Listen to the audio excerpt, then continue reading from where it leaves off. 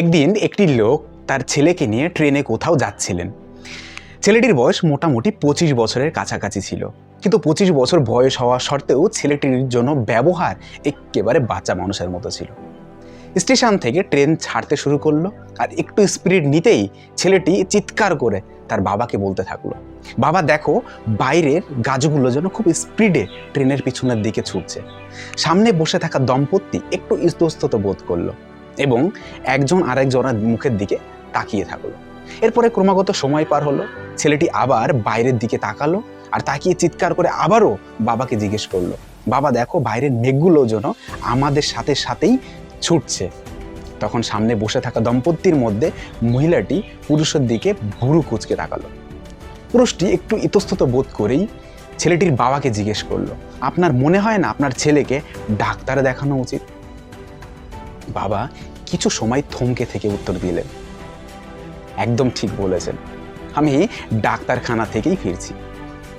তো সামনে বসে থাকা দম্পতি কথাটা শুনে একটুখানি থমকে গেল। লোকটি বললেন যে আমার ছেলে জন্মের পর থেকে আজ পর্যন্ত স্বচোখে কিছু দর্শন করতে পারে না। ছেলেটি জন্ম থেকেই অন্ধ। আজই তার অপারেশন হলো, আর অপারেশন করেই সে বাড়ি ফিরছে।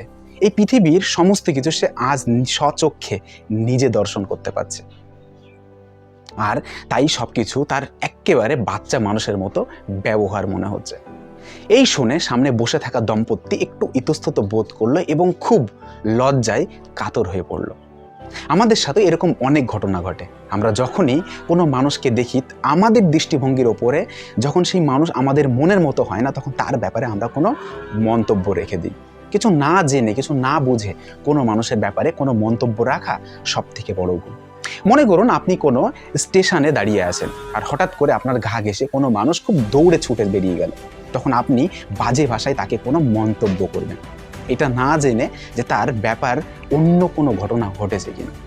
হয়তো হতে পারে সেই ছেলেটির বাড়িতে কোনো এমার্জেন্সি ঘটনা ঘটেছে, হয়তো তার কেউ হসপিটালে ভর্তি আছে, বা এমন কোনো বিপদ সে পড়েছে যার জন্য সে দৌড়াতে বাধ্য হয়েছে, আর আচমকাই আপনার গায়ের সঙ্গে ধাক্কা লেগেছে।